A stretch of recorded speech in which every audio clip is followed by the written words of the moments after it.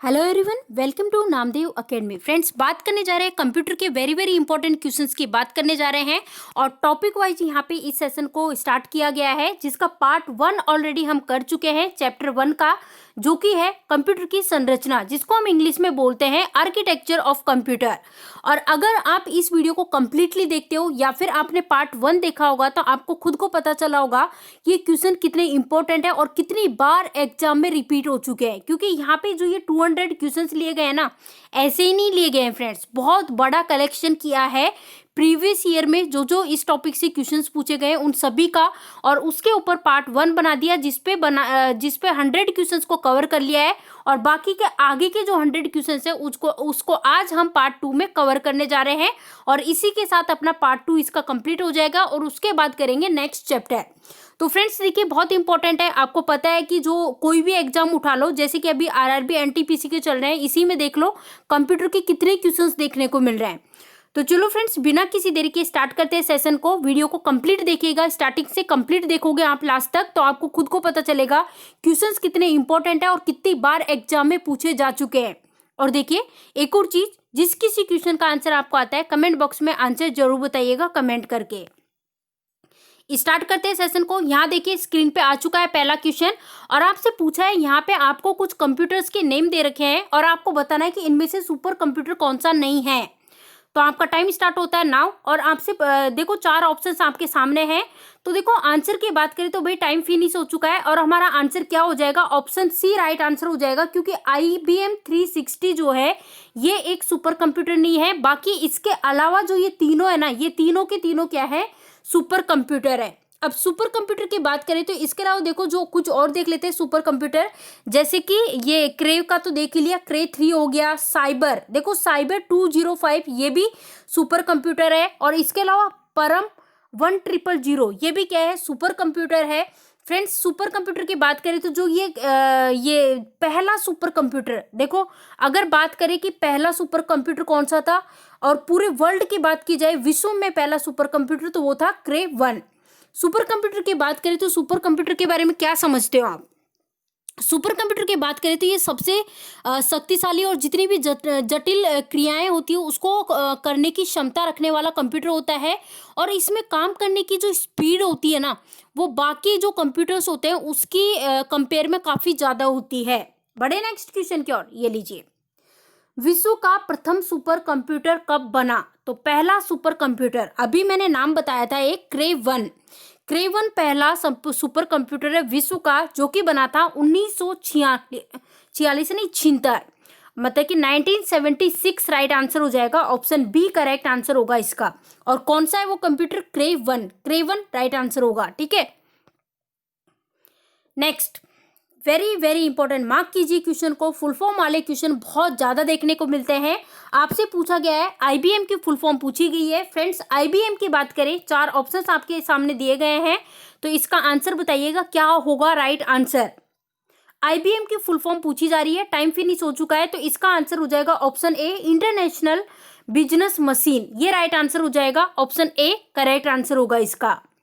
Next देखते हैं, आपसे पूछा है कि वो उपकरण कौन सा है जिस पर प्रोसेसर और जो रैम चिप है ये स्थापित की जाती है। उस उपकरण का नाम, उस इक्विपमेंट का नाम आपको बताना है। 4 ऑप्शंस आपके सामने, माइक्रो प्रोसेसर, कैबिनेट, मदरबोर्ड या फिर उपरोक्त में से कोई नहीं। तो राइट आंसर हो जाएगा ऑप्शन सी, मदरबोर्ड। अब मदरबोर्ड से संबंधित क्या समझते हो मदरबोर्ड्स के बारे में? मदरबोर्ड की बात करें तो कंप्यूटर से रिलेटेड है। कंप्यूटर कैबिनेट जो होता है उसमें एक बोर्ड लगा होता है, आपने देखा होगा। जो पीसी होता है ना, PCB, यहाँ पे मैं लिख देती हूँ PCB के बारे में तो सभी को पता होगा क्या होता है PCB की फुल फॉर्म होती है प्रिंटेड सर्किट बोर्ड। तो ये सभी कंप्यूटर्स में लगा होता है फ्रेंड्स, और यही होता है मदरबोर्ड। तो कंप्यूटर कैबिनेट में एक बोर्ड लगा रहता है जिसमें क्या होता है कि जिससे कंप्यूटर के सभी अन्य पार्ट होते हैं वो सारे के सारे इससे कनेक्ट होते हैं, और इसी को हम कहते हैं मदरबोर्ड कहते हैं। इसको मेन बोर्ड के नाम से भी जाना जाता है, और ये प्रिंटेड वायर्ड बोर्ड के नाम से भी जानते हैं, और सिस्टम बोर्ड के नाम से भी जानते हैं। मदरबोर्ड को क्या कहा जाता है? बोर्ड, प्लेट, चिप या फिर सर्किट बोर्ड? तो अभी मैंने बताया था प्रिंटेड सर्किट बोर्ड, तो आंसर यहाँ पे होगा सर्किट बोर्ड राइट आंसर हो जाएगा। जो PCB, है ना, इसको क्या बोलते हैं, मदरबोर्ड, प्रिंटेड सर्किट बोर्ड। तो आंसर हो जाएगा ऑप्शन डी राइट आंसर होगा। नेक्स्ट देखिए आपसे क्या पूछा है कि भाषा अनुवाद को प्रोग्राम्स का कार्य पूछा है कि भाई इसका कार्य क्या होता है। तो इसको फ्रेंड्स देखो नॉर्मल सी बात करें इसके आंसर की, तो आंसर सभी को आना चाहिए, काफी इंपॉर्टेंट है, बहुत इजी क्वेश्चन भी है। तो देखो इसका काम क्या होता है, जो हाई लेवल लैंग्वेज होती है ना उसको ये करता है मशीन लैंग्वेज में कन्वर्ट करने का काम करता है। तो ऑप्शन ए राइट आंसर होगा। नेक्स्ट आपसे पूछा गया है कंप्यूटर सिस्टम में अनवरत विद्युत आपूर्ति के लिए जो चीज उपयोग में ली जाती है, जो चीज यूज में ली जाती है, वो कौन सी है। ऑप्शन है यूपीएस, इन्वर्टर, बैटरी या फिर जनरेटर। तो फ्रेंड्स यूपीएस का यूज करते हैं, यूपीएस राइट आंसर हो जाएगा। अब यहाँ पे क्या समझते हो यूपीएस से, ये लिख दिया मैंने यूपीएस। सबसे पहले तो इसकी फुल फॉर्म नोट डाउन कर सकते हो। यूपीएस की फुल फॉर्म होती है अनइंटरप्रेटेबल पावर सप्लाई, ये तो इसकी फुल फॉर्म होती है। और जो ये यूपीएस होता है ना, ये एक मतलब कि बैटरी से संचालित उपकरण है। कैसा है, ये एक बैटरी से संचालित उपकरण है जिसके द्वारा कंप्यूटर में अनवरत विद्युत आपूर्ति जो है ये बनी रहती है। नेक्स्ट, निम्न में से कौन सी द्वितीय संग्रहण मेमोरी यानी कि सेकेंडरी स्टोरेज मेमोरी नहीं है। अब देखो यहाँ पे जो चार ऑप्शन दिए हैं इनमें से 3 तो सेकेंडरी स्टोरेज मेमोरी है और एक सेकेंडरी स्टोरेज मेमोरी नहीं है, वही हमारा आंसर होगा। तो बताइए कौन सी है। ऑप्शन है Winchester disk, optical disk, floppy disk, रोम।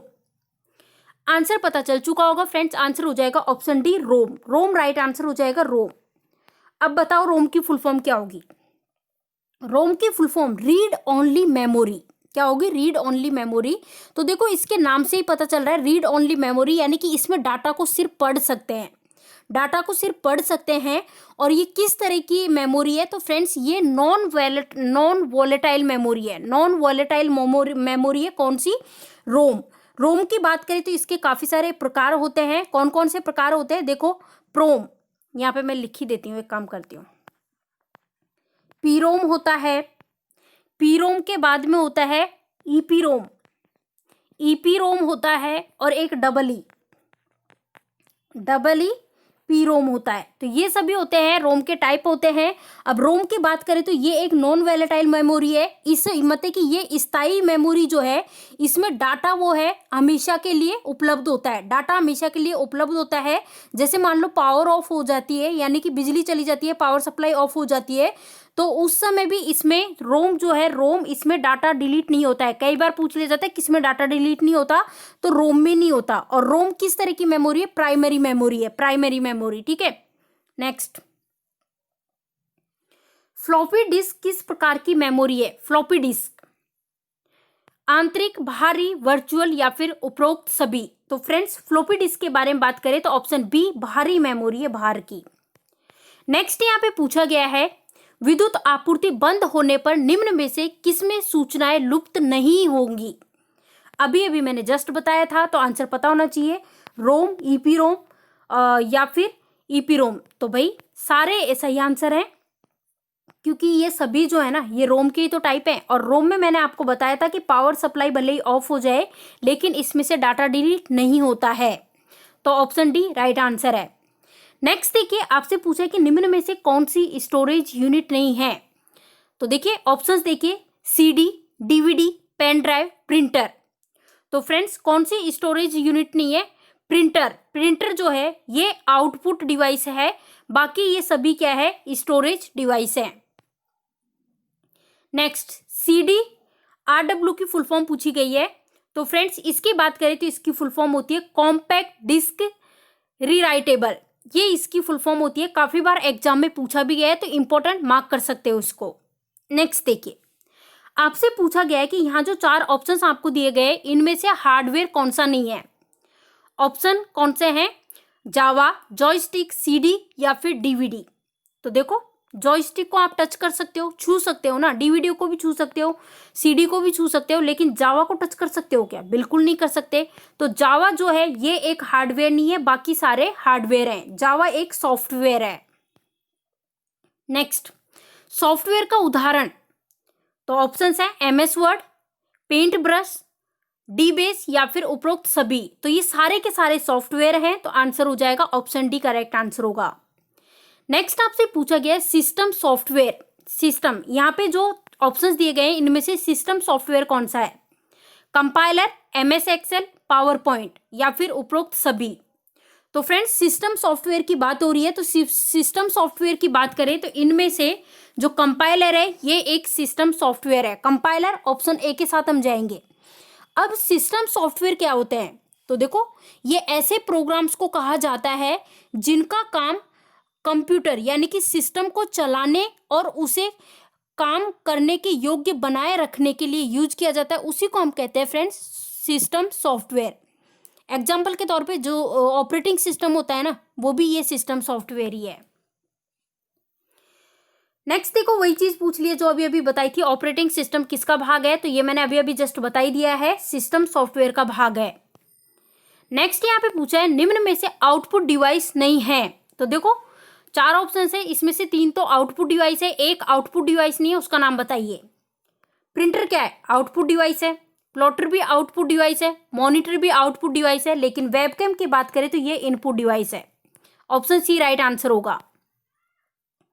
नेक्स्ट देखिए, इनमें से कौन सा इनपुट डिवाइस नहीं है? एक एक को चेक करना पड़ेगा, इनपुट डिवाइस कौन सा नहीं है। 3 तो इनपुट डिवाइस है और बाकी एक इनपुट डिवाइस नहीं है। देखो, जॉयस्टिक की बात करें इनपुट डिवाइस है, स्कैनर भी इनपुट डिवाइस है, और ओसीआर की बात करें तो ये भी इनपुट डिवाइस है, लेकिन स्पीकर है आउटपुट डिवाइस। तो आंसर हो जाएगा ऑप्शन डी। नेक्स्ट देखिए, आपसे पूछा गया है एक्सपेंशन कार्ड किसमें लगाए जाते हैं। अब यहाँ बात की गई है एक्सपेंशन कार्ड के बारे में। ऑप्शंस हैं स्लॉट में, सीपीयू में, ड्राइव में या फिर कोई नहीं। तो फ्रेंड्स एक्सपेंशन कार्ड जो होता है इसको स्लॉट में लगाया जाता है, तो आंसर हो जाएगा ऑप्शन ए। आपने चुना है ऑप्शन ए, तो बिल्कुल सही जवाब है, ऑप्शन ए करेक्ट आंसर है। एक्सपेंशन कार्ड क्या समझते हो इससे संबंधित? फ्रेंड्स एक्सपेंशन कार्ड की बात करें तो ये एक तरह का कार्ड या फिर हम कहें अपडेटर होता है जो कि कंप्यूटर की क्षमता को बढ़ाने के लिए और कंप्यूटर की अनुकूलता को बनाए रखने के लिए, इसको बढ़ाने के लिए, इंक्रीज करने के लिए इसका यूज किया जाता है। नेक्स्ट, कंप्यूटर प्रणाली की क्षमता बढ़ाने में उपयोगी होता है। एक्सपेंशन कार्ड होता है जिसको लगाते हैं हम स्लॉट में, तो आंसर होगा स्लॉट। कंप्यूटर का जनक किसे कहा जाता है? ये तो सभी को पता होना चाहिए। ऑप्शन है Charles Babbage, Charles Victor, Charles Wing या फिर चार्ल्स बेब। तो राइट आंसर हो जाएगा चार्ल्स बेबेज जो है इसको कहा जाता है कंप्यूटर का जनक। नेक्स्ट, सीपीयू की फुल फॉर्म। सीपीयू की फुल फॉर्म पूछी गई है, 4 ऑप्शंस आपके सामने हैं। तो फ्रेंड्स सीपीयू की बात करें तो देखो काफी बार पूछी जाती है इसकी full form central processing unit. Option C right answer है। नेक्स्ट देखिए, कंप्यूटर में गणितीय क्रिया की जाती है। वेरी वेरी इंपॉर्टेंट और सभी का सही आंसर होना चाहिए, इंपॉर्टेंट क्वेश्चन है। एएलयू, बस, सीयू या फिर सीडी। तो ये की जाती है एएलयू के द्वारा। देखो यहाँ पे सी दे रखा है, सी नहीं होगा, ए आंसर होगा।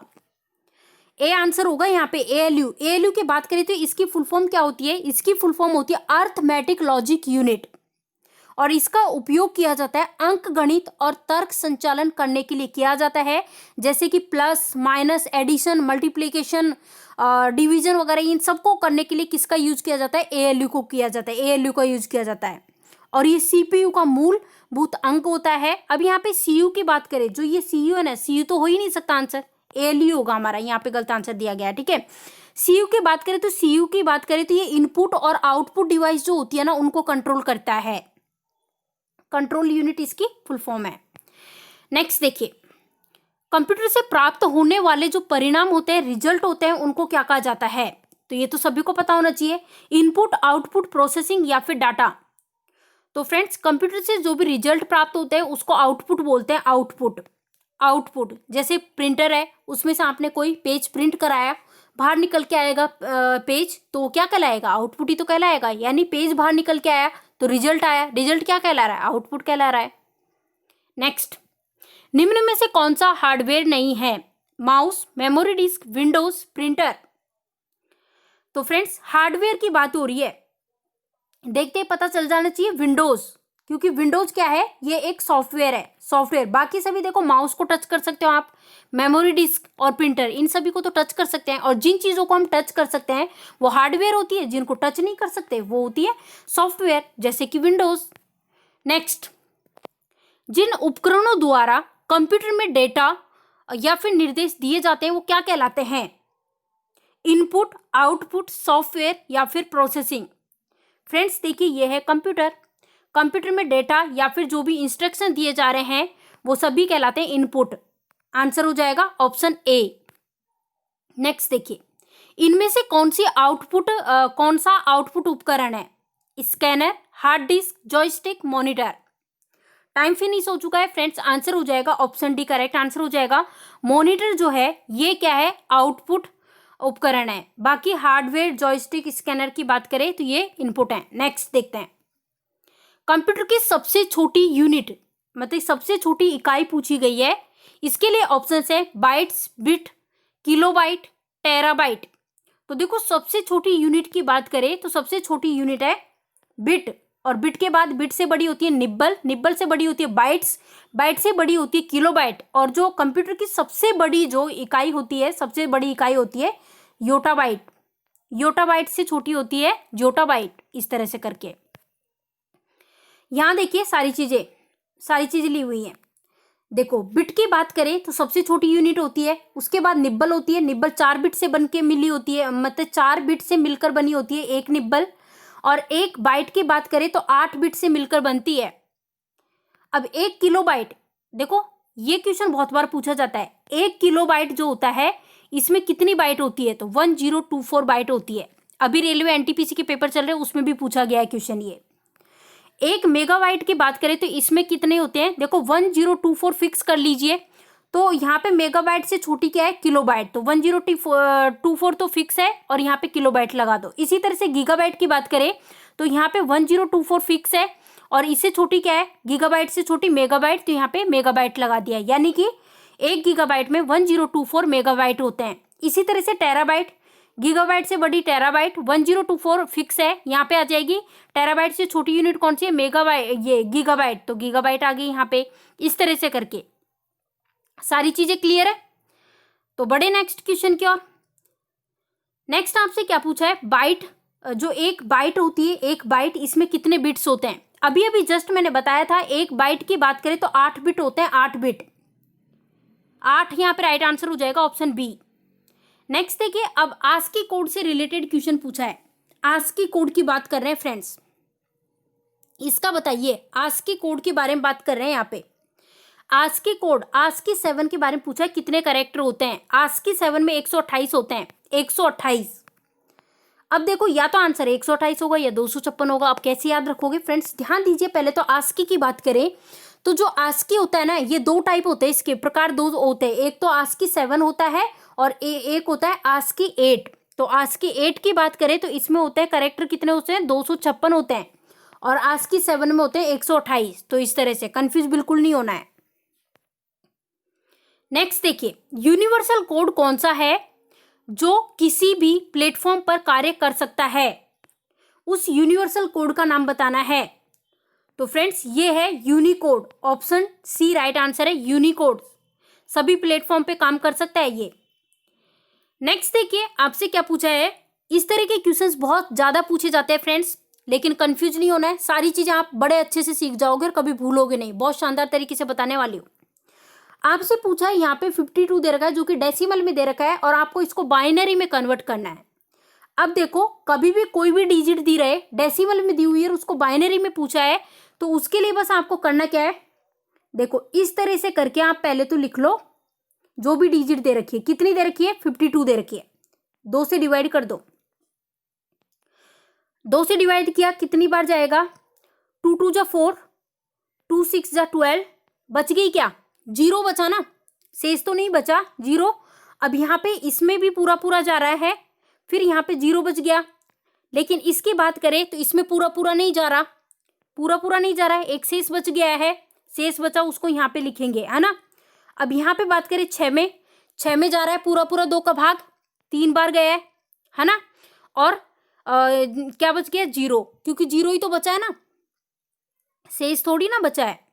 फिर यहाँ पे देखो 3 में 2 का भाग देते हैं तो 2 एकम 2 यानी कि 2 1 जा 2 और यहाँ शेष बच चुका है 1। बस आंसर आ चुका है। अब यहाँ पे देखो यहाँ से स्टार्ट करना है फ्रेंड्स, यहाँ से लेके और इस तरह से करके यूं ऊपर स्टार्ट करना है। यानी कि यहाँ पे क्या लिखा हुआ है 1, तो सबसे पहले मैं 1 लिख लूँ। उसके बाद देखो यहाँ पे आ गया 1, फिर लिखा हुआ है ये 0, फिर लिखा हुआ है ये 1, फिर लिखा हुआ है ये 0 और फिर लिखा हुआ है ये 0। तो आंसर आ चुका 1 1 0 1 0 0। कौन से में? ऑप्शन ए में है। आंसर हो जाएगा ऑप्शन ए। उम्मीद करती हूँ समझ में आ चुका होगा। नहीं समझ में आया तो फिर से बैक करके आप समझ सकते हो। अब यहाँ पे देखो उल्टा दे दिया है। यहाँ पे बाइनरी नंबर दे रखा है और पूछा है डेसिमल में पूछा है। टेंशन लेने की बिल्कुल भी जरूरत नहीं है। पहले देख लेते हैं कितने हैं। 1 2 3 4 5 6 6 हैं, कोई दिक्कत नहीं है। तो 6 है ना, तो यहाँ से स्टार्ट करते हैं। मैंने लिखा 1 और फिर मैंने लिखा बाइनरी में पूछा तो इसलिए ये 2 लिख दिया बेस, है ना। अब इसके 2 के ऊपर पावर लगा देती हूँ 4 5। देखो मैं थोड़ा सा स्पेस, कोई नहीं, ये लगा दिया 5, है ना। क्यों लगाया 5? इसके ऊपर पावर 1 2 3 4 5 5 बचे हैं इसलिए। अब इसके बाद इसको ऐड करेंगे। फिर इसके बाद क्या है 0 है तो 0 लिया, फिर वही इंटू करना है 2 से, क्योंकि बेस 2 है यहाँ पे बाइनरी में दे रखा है। अब यहाँ पे पावर लग जाएगी 4, फिर वापस ऐड कर देंगे। उसके बाद यहाँ पे 0 फिर क्या है 1 है ना, तो यहाँ पे 1 इंटू 2 और पावर लग जाएगी 3। उसके बाद फिर क्या है 1 के बाद क्या है 0 है, तो 0 इंटू 2 और पावर लग जाएगी 2 की। फिर इसके बाद क्या है 0 के बाद है 1 और पावर लग जाएगी 1 की। फिर क्या है 1 फिर है 0 है तो 0 इंटू पावर लग जाएगी 0 की। अब बस इनको सॉल्व कर देना है। सॉल्व करते हैं। देखो 1 इंटू 2 की पावर 5 तो कितने होते हैं 32 होते हैं। तो यहाँ 0 से इंटू होगा तो ये तो 0 हो जाएगा, इसको लिखने की जरूरत ही नहीं है। ये 0 हो जाएगा, इसको लिखने की जरूरत नहीं है। ये भी 0 हो जाएगा, इसको भी लिखने की जरूरत नहीं है। ये भी 0 हो जाएगा, इसको लिखने की जरूरत नहीं है। तो अभी यहाँ पे इसको देख लेते हैं। यहाँ से इसको इंटू किया तो यहाँ से आ रहा है 8, तो 8 जोड़ दें। फिर यहाँ से इंटू किया, पावर कितनी है 2 की 1 है, तो यहाँ पे 2 और जुड़ जाएगा। तो इस तरह से करके देखो 8 और 2 10 हो गए। 10 और 32 कितने हो गए 42। तो आंसर हो जाएगा 42। कुछ भी नहीं करना है, बस इंटू करते जाना है। जैसे यहाँ पे स्टार्टिंग इधर से करनी है, 1 है तो इसके पावर मतलब कि ये बेस तो 2 रखना ही रखना है, क्योंकि बेस दिया हुआ है भाई बाइनरी। तो यहाँ पे 2 रख लिया। अब इंटू कर देंगे जितने भी बचे, 1 2 3 4 5 5 बचे तो पावर लगा देंगे 5। इसी तरह से आगे करते चलो। अगला क्या है नंबर 0, तो 0 लिया, इंटू करना है 2 से और पावर लगानी है 2 के ऊपर 4। इस तरह से करके बस करते चलो। नंबर लिख लो यहाँ पे और करते चलो, आंसर आ जाएगा। कंप्यूटर निम्न में से कौन सी भाषा समझता है? तो फ्रेंड्स कंप्यूटर का तो पता ही है, बाइनरी भाषा समझता है। बाइनरी सभी को पता है इसका आंसर। तो नेक्स्ट देखते हैं। आपसे पूछा है कंप्यूटर मेमोरी के बारे में पूछा है। कंप्यूटर मेमोरी 4 ऑप्शंस आपके सामने दिए हैं। तो फ्रेंड्स कंप्यूटर मेमोरी की बात करें तो इनपुट डाटा प्राप्त करती है। कंप्यूटर मेमोरी क्या करती है? इनपुट डाटा को प्राप्त करती है। नेक्स्ट स्टोरेज यूनिट के बारे में पूछा है। इनमें से स्टोरेज यूनिट कौन सी है?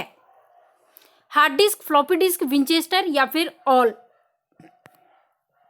ऑप्शन डी, ये सभी की सभी स्टोरेज यूनिट है। नेक्स्ट देखिए, इनमें से कौन सी मेमोरी सबसे बड़ी यूनिट है? सबसे बड़ी यूनिट पूछी है तो एक एक को चेक करना पड़ेगा। Gigabyte, megabyte, kilobyte, nanobyte. तो फ्रेंड्स सबसे बड़ी पूछी है तो इनमें से सबसे बड़ी है गीगाबाइट। अब देखो इसका मैंने वैसे तो बता दिया था, क्योंकि देखो क्या चीज मैंने आपको बताई थी, सबसे छोटी बताई थी बाइट, सबसे छोटी बताई थी बिट, बाइट नहीं बिट। फिर निब्बल, निब्बल के बाद बाइट, बाइट के बाद है किलोबाइट, किलोबाइट के बाद मेगाबाइट, मेगाबाइट के बाद में गीगाबाइट, गीगाबाइट के बाद टेराबाइट। इस तरह से करके। और सबसे बड़ी कौन सी है कंप्यूटर की? सबसे बड़ी की बात करें तो अगर यहाँ पे दिया होता योटाबाइट तो योटाबाइट करते, योटाबाइट से छोटी है जोटाबाइट। इसमें से बताइए प्राइमरी मेमोरी कौन सी है? प्राइमरी मेमोरी की बात कर रहे हैं। ऑप्शन है रैम, सीडी, एचडी, फ्लोपी। तो आंसर हो जाएगा रैम, राइट आंसर होगा रैम।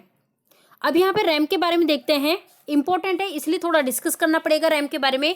सबसे पहले तो रैम की बात करें, इसकी फुल फॉर्म होती है रैंडम एक्सेस मेमोरी, और इसके दो पार्ट होते हैं, एक तो होता है एसरैम होता है और एक होता है डीरैम होता है। एसरैम की फुल फॉर्म होती है स्टैटिक रैंडम एक्सेस मेमोरी और डीरैम की फुल फॉर्म होती है डायनेमिक रैंडम एक्सेस मेमोरी। जो एसरैम होता है ना, एसरैम, इसको रिफ्रेश करने की जरूरत नहीं पड़ती, लेकिन डीरैम जो होता है इसको रिफ्रेश करने की आवश्यकता पड़ती है। रैम के बारे में देखते हैं, रोम के बारे में मैंने बताया था, उसका उल्टा इसमें हो जाएगा। देखो रैम जो है ये एक वॉलेटाइल मेमोरी है, जबकि रोम जो था वो नॉन वॉलेटाइल मेमोरी थी। और रैम की बात करें तो इस जो ये अस्थायी मेमोरी है इसमें डाटा डिलीट हो जाता है, जबकि रोम में डाटा डिलीट नहीं होता था। इसमें क्या होगा, पावर सप्लाई जैसे ही ऑफ होगी वैसे ही डाटा डिलीट हो जाता है, यानी कि डाटा हमेशा के लिए स्टोर नहीं होता इसमें, और पावर सप्लाई जब तक ऑन रहेगी तब तक ही डाटा रहता है, इस तरह से करके। नेक्स्ट यहाँ पे पूछा है 1024 मेगाबाइट ये किसके बराबर होता है। फ्रेंड्स ये क्वेश्चन अभी आरआरबी एनटीपीसी में पूछा भी गया था, शायद 29 या 30 तारीख की शिफ्ट में पूछा गया था। तो यहाँ पे आंसर हो जाएगा 1 गीगाबाइट, आंसर होगा 1 गीगाबाइट, 1 गीगाबाइट राइट आंसर होगा, ठीक है। नेक्स्ट देखिए, अब देखो यहाँ पे देख सकते हो सारी चीजें। 1 गीगाबाइट में 1024 मेगाबाइट यही चीज तो पूछी थी अभी। सबसे छोटी यूनिट होती है, सबसे छोटी इकाई कौन सी होती है, कंप्यूटर की बिट होती है, और सबसे बड़ी होती है योटाबाइट, सबसे बड़ी होती है योटाबाइट। उसके बाद एक निब्बल जो है वो 4 बिट से बनकर बना होता है, और एक बाइट की बात करें तो 8 बिट से मिलकर बना होता है। इसी तरह से अगर 1 किलोबाइट का पूछा जाए, 1 किलोबाइट का पूछा गया था आरआरबी एनटीपीसी के एक शिफ्ट में कि 1 किलोबाइट में कितनी बाइट होती है, तो 1024 बाइट होती है। नेक्स्ट देखिए, यह मेमोरी मुख्य मेमोरी एवं प्रोसेसर के मध्य होती है। हमें उस मेमोरी का नाम बताना है जो कि मेन मेमोरी और प्रोसेसर के बीच में होती है। तो मेन मेमोरी और प्रोसेसर के बीच में होती है कैश मेमोरी, आंसर होगा कैश मेमोरी। अब बताइए यहाँ पे इस क्वेश्चन का आंसर, कंप्यूटर सिस्टम का भाग बताना है, कौन सा इनमें से कौन सा कंप्यूटर सिस्टम का भाग है, कंप्यूटर सिस्टम का भाग। तो फ्रेंड्स आंसर हो जाएगा ऑप्शन डी, सारे के सारे कंप्यूटर सिस्टम के भाग हैं। नेक्स्ट देखते हैं फ्रेंड्स, नेक्स्ट आपसे पूछा है कंप्यूटर की कौन सी इकाई गणना करती है। ऑप्शन है मेमोरी, रजिस्टर, एएलयू, सीयू। तो फ्रेंड्स गणना की बात हो रही है तो यहाँ पे आंसर हो जाएगा एएलयू, और एएलयू की बात करें तो इसकी फुल फॉर्म भी पता होनी चाहिए, arithmetic logic unit. Addition, subtraction, यानी कि ये जो होते हैं प्लस माइनस गुणा भाग ये सभी किए जाते हैं इसके अंतर्गत। नेक्स्ट, प्रिंटर में आने वाले आउटपुट को क्या कहते हैं, प्रिंटर में आने वाला जो आउटपुट होता है उसको क्या कहते हैं। प्रिंटर्स, अब देखो जैसे ये प्रिंटर है, आपने कोई भी पेज का प्रिंट आउट निकलवाया तो प्रिंट आउट जो है बाहर निकल के आ रहा है, तो आपके हाथ में आ रहा है पेज आ रहा है, क्या निकल के आया है, क्या कहते हैं इसको, तो पेज निकल के आया तो पेज को छू सकते हो ना, छू सकते हो तो हार्ड कॉपी, आंसर हो जाएगा हार्ड कॉपी। नेक्स्ट, जीयूआई की फुल फॉर्म पूछी गई है, जीयूआई की फुल फॉर्म पूछी गई है जो कि होती है ग्राफिकल यूजर इंटरफेस। नेक्स्ट, आपसे पूछा गया आंकड़ा संचरण की गति को सामान्यतः किस इकाई में मेजर किया जाता है। आंकड़ा संचरण की जो स्पीड होती है उसके बारे में पूछा गया है कि इसको किस में मेजर किया जाता है। तो फ्रेंड्स इसकी अगर हम बात करें तो मेजर करते हैं बिट पर सेकंड में, बिट पर सेकंड में। नेक्स्ट देखिए, आपसे पूछा है कि इनमें से कंप्यूटर का एक रजिस्टर नहीं है, चेक करना पड़ेगा एक एक को। ऑप्शंस है accumulator, stack pointer, program counter या फिर बफर। तो बफर आंसर होगा बफर, क्योंकि ये सारे के सारे तो रजिस्टर हैं, बफर नहीं है। अब इसमें से बताइए इसका आंसर। सीपीयू के बारे में पूछा गया है कि सीपीयू में क्या होता है। तो देखो सीपीयू का तो सभी को पता होना चाहिए, सिंपल सा क्वेश्चन है, इंपॉर्टेंट है। तो देखो सीपीयू की बात करें तो कंट्रोल यूनिट भी इसी में होती है, ALU का बताया था, ये भी इसी में होता है, और प्राइमरी स्टोरेज ये भी इसी में होता है, तो ऑप्शन सी राइट आंसर हो जाएगा। नेक्स्ट देखिए, आपसे पूछा गया है कंप्यूटर की प्रसंस्करण गति जो होती है उसको किस में मेजर करते हैं, यानी कि प्रोसेसिंग स्पीड जो होती है कंप्यूटर की उसको किस में मेजर करते हैं। तो फ्रेंड्स इसको मेजर करते हैं MIPS और MHz, इनमें करते हैं। तो देखते हैं ऑप्शन ए और बी दोनों होगा। नेक्स्ट, एक पर्सनल कंप्यूटर जो होता है इसको पुनः स्टार्ट किया जाता है, पुनः स्टार्ट करने के लिए उपयोग में जो डिस्क ली जाती है वो कौन सी होती है। ऑप्शंस है setup disk, system disk, diagnostic disk या फिर प्रोग्राम डिस्क। तो ये डिस्क होती है सिस्टम डिस्क। नेक्स्ट देखिए, आपको इनमें से बताना है कि processing time is least in computer. तो आपको बताना है कि कंप्यूटर में प्रोसेसिंग समय न्यूनतम होता है, कितना होता है। न्यूनतम की बात हो रही है 64 बिट, 64 बिट कंप्यूटर में। अब आपसे यहां पूछा गया है, गीगो की फुल फॉर्म पूछी गई है, गीगो की फुल फॉर्म पूछी गई है। 4 ऑप्शंस आपके सामने हैं, आंसर बताइए क्या होगा। गीगो की फुल फॉर्म पूछी गई है तो गार्बेज इनपुट गुड, देखो garbage input good output, answer होगा ऑप्शन ए। यहां आपसे पूछा गया है, क्या पूछा गया है कि जो आईसी होती है ना, आईसी, इसमें पूछा है क्या होता है, किसकी बनी होती है आईसी। काफी बार पूछा जा चुका है क्वेश्चन ये। फ्रेंड्स आईसी की बात करें तो सिलिकॉन की बनी होती है, सिलिकॉन की। अगर आप सभी ने चुना है ऑप्शन बी तो बिल्कुल सही जवाब है, ऑप्शन बी राइट आंसर है।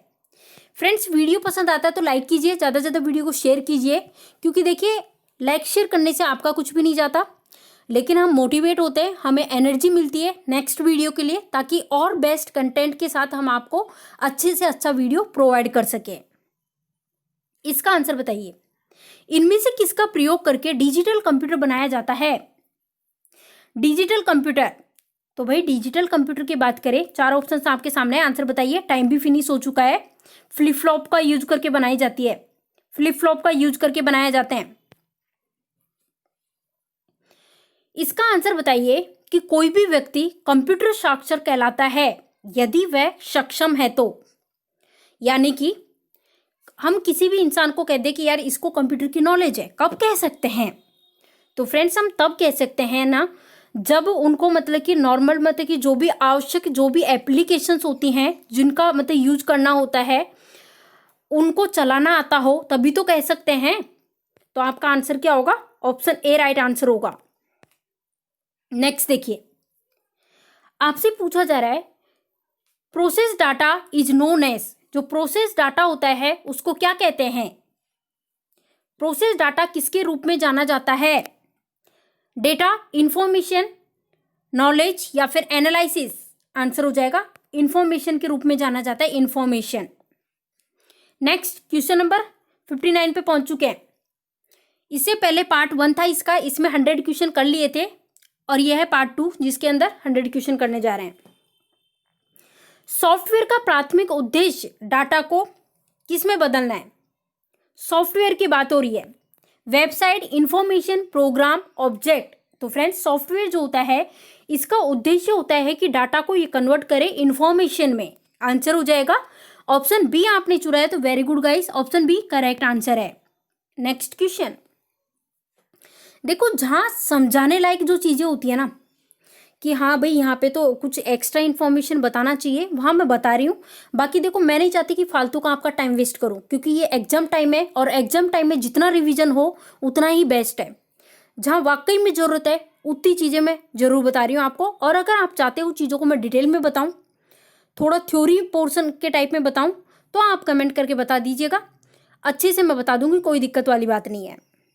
इसका आंसर बताइए, निम्नलिखित में से किसे कंप्यूटर के मस्तिष्क के नाम से भी जाना जाता है।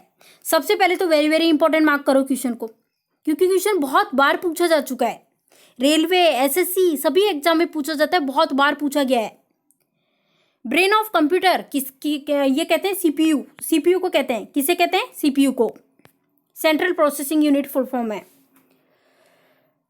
यहाँ पे आपसे पूछा गया है, क्या पूछा गया है कि निम्नलिखित में से कौन सा वैध पैमाना या फिर कहें मात्रक सीपीयू की गति को नहीं दर्शाता है। तो चलो भाई, 4 ऑप्शंस आपके सामने, आंसर कीजिए क्या होगा राइट आंसर। यहाँ पूछा है नहीं दर्शाता है, ये पूछा है। तो फ्रेंड्स बाइट्स की बात करें तो ये इकाई है, यूनिट है। सबसे मतलब कि एक बाइट की बात करें 8 बिट से मिलकर बनी होती है। नेक्स्ट, निम्न में से कौन मेमोरी इनपुट आउटपुट डिवाइसेस को नियंत्रित करती है यानी कंट्रोल करती है। ऑप्शन है सीपीयू, एएलयू, सीयू या फिर मेन मेमोरी। तो देखो, मैंने बताया था कंट्रोल यूनिट के बारे में, जब मैंने बताया था तब मैंने बताया था कि कंट्रोल यूनिट जो है वो इनपुट और आउटपुट डिवाइस दोनों को क्या करती है, कंट्रोल करती है। तो आंसर हो जाएगा सीयू, कंट्रोल यूनिट। नेक्स्ट देखिए, अक्यूमुलेटर के बारे में पूछा गया है। Accumulator is an integral compound of, किसका इंटीग्रल कंपाउंड है ये बताना है। Accumulator CPU, hard disk, RAM या फिर कैश मेमोरी। आंसर हो जाएगा CPU, central processing unit. Next question, निम्नलिखित में से कौन सा सेंट्रल प्रोसेसिंग यूनिट का भाग नहीं है। तो देखो, मैंने बताया था एएलयू, ये कंट्रोल यूनिट और रजिस्टर्स, ये सभी किसके भाग है, सीपीयू के भाग हैं। तो बचा रैम बचा। रैम राइट आंसर हो जाएगा, रैम।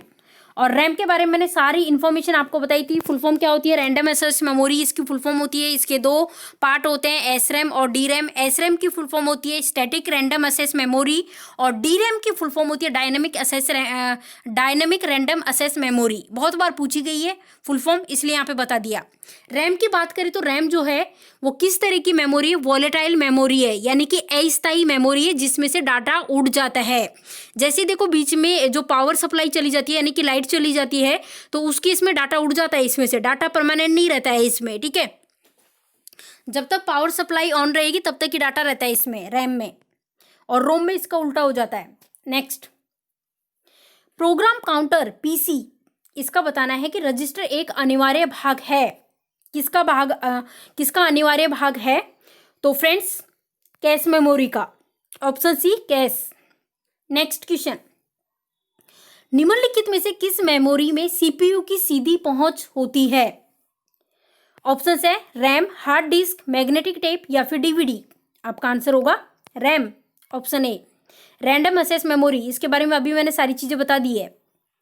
नेक्स्ट देखिए, आपको बताना है कि निम्नलिखित में सीपीयू का कौन सा भाग एएलयू क्रियाविधि के दौरान अस्थायी रूप से आंकड़ों का संग्रहण करता है। ये क्वेश्चन रिपीट हो गया, करा चुकी हूं मैं ये। Register, option C right answer होगा। नेक्स्ट देखिए, आपसे पूछा गया है सीपीयू के बारे में पूछा गया है, यानी कि आपसे पूछा जा रहा है सीपीयू किसमें होता है, सीपीयू में होता है। सीपीयू में क्या होता है, तो सीपीयू के बारे में बताया था मैंने। एएलयू भी सीपीयू में होता है, रजिस्टर भी सीपीयू में होता है, कंट्रोल यूनिट भी सीपीयू में होती है। तो इसके अनुसार अपना आंसर होना चाहिए ऑप्शन बी, इसके अकॉर्डिंग हमारा आंसर होना चाहिए। नेक्स्ट क्वेश्चन देखिए, एक बुनियादी कंप्यूटर सिस्टम जो होता है, इसकी पेरिफेरल डिवाइस जो होती है, इसमें यह शामिल नहीं होता। तो 4 ऑप्शंस आपके सामने दिए गए, प्रिंटर, कीबोर्ड, मॉनिटर, सीपीयू। इनमें से कौन सा शामिल नहीं होता, बताओ कौन सा शामिल नहीं होता। जो पेरिफेरल डिवाइस होती है इनमें, तो इनमें शामिल नहीं होता सीपीयू। बाकी प्रिंटर, कीबोर्ड, मॉनिटर ये सभी शामिल होते हैं। नेक्स्ट देखिए, ALU is the part of, ALU किसका पार्ट है ये बताइए। आंसर सही होना चाहिए, कई बार बता चुकी हूं। सीपीयू का, सीयू का, मेमोरी का या फिर इनमें से कोई नहीं। फ्रेंड्स, किसकी बात हो रही है, एएलयू, अर्थमेटिक लॉजिक यूनिट। इसकी बात करें सीपीयू का पार्ट है। और जो ये सीयू है ना, ये भी किसका पार्ट है, सीपीयू का ही पार्ट है। रजिस्टर भी सीपीयू का पार्ट होते हैं। Next, ALU is a part of computer is, ALU computer के किसका हिस्सा है, एप्लीकेशन, रोम, रैम या फिर प्रोसेसर। फ्रेंड्स, आंसर हो जाएगा ऑप्शन डी। देखो, सारे एग्जाम में पूछे गए क्वेश्चन आप देख सकते हो, यहाँ पे डेट भी लिखी हुई है कौन सा क्वेश्चन कब पूछा गया है। इंपॉर्टेंट क्वेश्चंस हैं, मैं बोल रही हूँ कलेक्शन कई जगह से लिया है, बहुत जगह से कलेक्शन किया है, इसीलिए हमने देखो पहले टॉपिक यानी पहला जो चैप्टर है इसी के 200 क्वेश्चंस कराए हैं। 100 क्वेश्चंस का एक पार्ट डाल चुके हैं और ये है दूसरा पार्ट जिसके अंदर 100 क्वेश्चंस को कवर कराया जा रहा है जो कि एग्जाम में पूछे गए हैं। अगर आप कंप्यूटर की इन सीरीज को कंप्लीट देख लेते हो तो कोई सा भी एग्जाम फेस कर लेना, चाहे बैंकिंग सेक्टर का हो, चाहे पटवार का हो, चाहे एसएससी में कोई भी क्वेश्चन पूछे जाए कंप्यूटर से, चाहे रेलवे में कोई भी क्वेश्चन पूछे जाए, आप 100% आप सही करोगे। लेकिन उसके लिए कंडीशन एक ही कि ये जो कंप्यूटर की सीरीज चलाई जा रही है इसको आप कंटिन्यूसली देखो, कंटिन्यूसली। फ्रेंड्स चैनल पे आप विजिट करके देखा करो, अगर दिन में नहीं करते हो तो शाम को कर लिया करो, क्योंकि डेली के 5-6 वीडियो डलते हैं और ये 5-6 वीडियो डलते हैं ना डेली के, इतने इंपॉर्टेंट होते हैं। अगर आप ये देख लेते हो ना आपको दूसरे चैनल पे भटकने की जरूरत ही नहीं है, क्योंकि लेवल अच्छा खासा होता है और ये क्वेश्चंस मेन इंपॉर्टेंट चीज़ कि प्रीवियस ईयर में पूछे गए क्वेश्चंस होते हैं, क्योंकि हमारा टारगेट यही होता है कि सारे प्रीवियस ईयर में जो क्वेश्चंस पूछे जा रहे हैं ना उनको हम कंप्लीट करा दें। तो चलो स्टार्ट करते हैं सेशन को।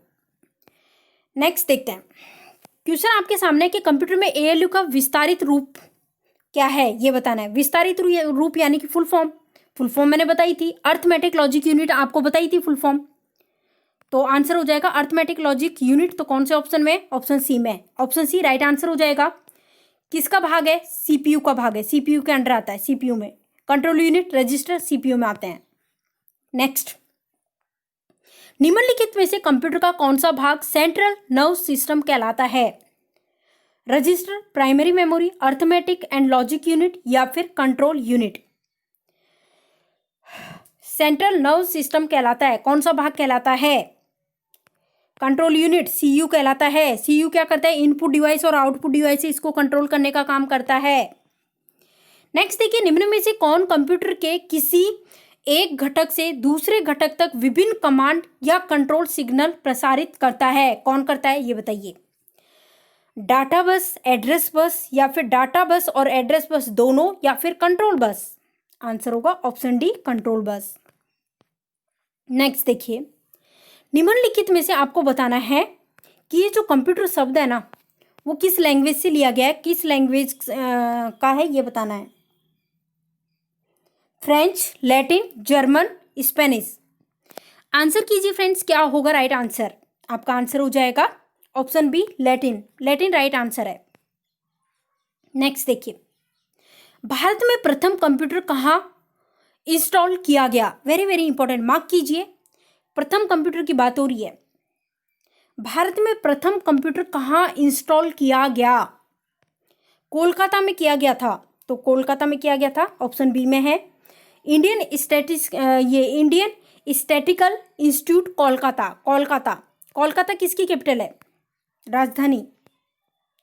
मैंने आज जो करंट जीके का एक वीडियो डाला था तो उसमें मैंने कराए थे जितने भी भारत के राज्य हैं उसकी कैपिटल, मुख्यमंत्री, governor, Lok Sabha seat, Rajya Sabha seat और मुख्य न्यायाधीश, साथ ही साथ नेशनल पार्क, इतनी सारी चीज़ें कराई थी हर स्टेट की। तो वो आपने देखा होगा, तो आपको पता होना चाहिए कोलकाता वेस्ट बंगाल की राजधानी है। ममता बनर्जी क्या है? मुख्यमंत्री वहाँ की। चलो कोई नहीं, कंप्यूटर है, करंट अफेयर का नहीं देखना है यहाँ पे। ऑप्शन बी राइट आंसर है। नेक्स्ट देखते हैं, किस शहर में भारत का पहला डाकघर एटीएम खोला गया?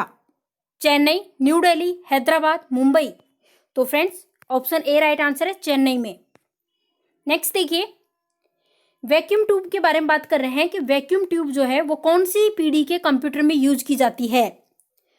First generation, second generation, third generation या फिर फोर्थ जनरेशन? तो फ्रेंड्स आंसर हो जाएगा पहली पीढ़ी में यूज की जाती है वैक्यूम ट्यूब। सेकंड जनरेशन की बात करें तो ट्रांजिस्टर का यूज किया जाता है। तीसरी जनरेशन की बात करें तो आईसी, इंटीग्रेटेड सर्किट का यूज किया जाता है। और चौथी में किया जाता है माइक्रोप्रोसेसर का। यहाँ देखिए सारी चीजें देख सकते हो। पहली में वैक्यूम ट्यूब का यूज किया जाता है, कार्यकाल पूछा जाए तो देख सकते हो आप। दूसरी में ट्रांजिस्टर का, तीसरी में इंटीग्रेटेड सर्किट का, चौथी में माइक्रोप्रोसेसर जिसको वीएलएसआई वगैरह, पांचवी में जो आर्टिफिशियल इंटेलिजेंस यूएलएसआई इसका यूज किया जाता है, आर्टिफिशियल इंटेलिजेंस का। ठीक है, नेक्स्ट, इंटीग्रेटेड सर्किट सर्वप्रथम किसमें यूज किया गया था ये बताना है। अच्छा, मतलब कौन सी जनरेशन के कंप्यूटर में यूज किया गया था? इंटीग्रेटेड का अभी अभी जस्ट मैंने बताया था आपको, ये किया गया था थर्ड जनरेशन में। सेकंड जनरेशन में ट्रांजिस्टर का यूज किया गया।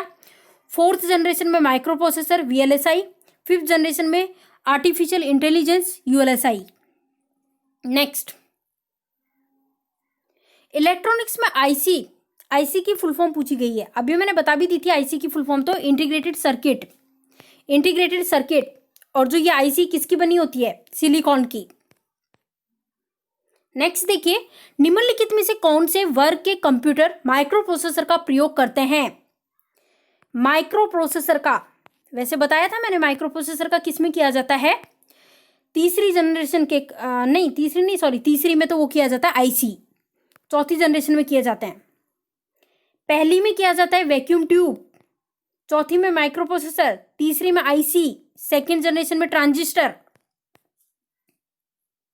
ये देखिए, स्क्रीनशॉट ले सकते हो ताकि रिवीजन करना काफी आसान हो। यहाँ पे देखो, इनका जो कार्यकाल है ये भी याद कर सकते हो, और किस में क्या यूज किया जाता है ये भी याद कर सकते हो। नेक्स्ट देखिए, आपसे पूछा गया भारत में निर्मित प्रथम सुपर कंप्यूटर का नाम बताना है। भारत में निर्मित प्रथम सुपर कंप्यूटर आकाश, परम, अर्जुन, सिद्धार्थ। तो पता चल चुका होगा answer, option B right answer है, परम। सुपर कंप्यूटर का उदाहरण बताना है। स्टार्टिंग में मैंने एक क्वेश्चन कराया था, उसमें बताया था मैंने। ऑप्शंस आपके सामने हैं, 4 ऑप्शंस दिए गए हैं। तो ये सभी जो है ना सुपर कंप्यूटर के एग्जाम्पल है। सुपर कंप्यूटर इसके एग्जाम्पल है ये सारे के सारे। परम 1000, क्रे 3, साइबर 205 और ये तिन्हे 2, ये सारे के सारे इसके एग्जाम्पल है सुपर कंप्यूटर के। तो फ्रेंड्स, इसी के साथ आज के सेशन को यहीं फिनिश करते हैं। काफ़ी सारे क्वेश्चंस हमने कर लिए हैं। इसी के साथ मिलेंगे कंप्यूटर के नेक्स्ट चैप्टर में, और नेक्स्ट चैप्टर के भी क्वेश्चंस जो है काफ़ी सारे क्वेश्चंस लेके आएंगे जो कि प्रीवियस ईयर में किसी ना किसी एग्जाम में पूछे गए हैं। फ्रेंड्स, बस आपकी तरफ से सपोर्ट चाहिए। आपकी तरफ से अगर पॉजिटिव रेस्पॉन्स मिलता है ना तो बहुत एनर्जी आती है, मोटिवेट होते हैं, ताकि ज़्यादा से ज़्यादा वीडियो हम आपको प्रोवाइड करें, और वो भी बेस्ट कंटेंट के साथ। तो बस आपको वीडियो को जितना ज़्यादा हो सके इतना शेयर करना है।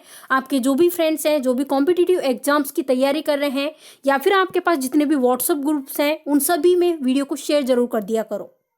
वीडियो पसंद आया हो तो वीडियो को लाइक कीजिएगा, ज़्यादा से ज़्यादा शेयर कीजिएगा। आप चैनल पे नए हो तो चैनल को सब्सक्राइब कर दे, साथ ही बेल आइकॉन दिखाई दे रहा होगा उस पर क्लिक कर ले, ताकि जो भी वीडियो डाले उसके नोटिफिकेशन मिल जाए। फ्रेंड्स, क्लास का टाइमिंग तो आपको पता ही होगा, देखो लिख देती हूँ। सुबह 7:15 बजे 7:15 AM पे जनरल साइंस की क्लास होती है, बहुत अच्छा लेवल रहता है क्वेश्चंस का। उसके बाद 9 AM पे एक क्लास होती है जिसमें अभी स्पोर्ट्स जीके चल रही है। उसके बाद 11 AM पे एक क्लास होती है जिसमें राजस्थान जीके चल रही है।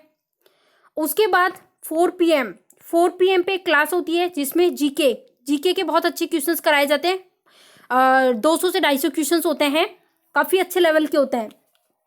और ये सारी क्लास लाइव होती है फ्रेंड्स, ध्यान दीजिएगा, लाइव होती है सारी की सारी क्लास। बाकी देखिए 8:30 PM स्टैटिक जीके, और फिर ये तो आपको पता ही है 10 PM पे कंप्यूटर। बीच में फिर रिव्यूज डाल देते हैं एग्जाम के।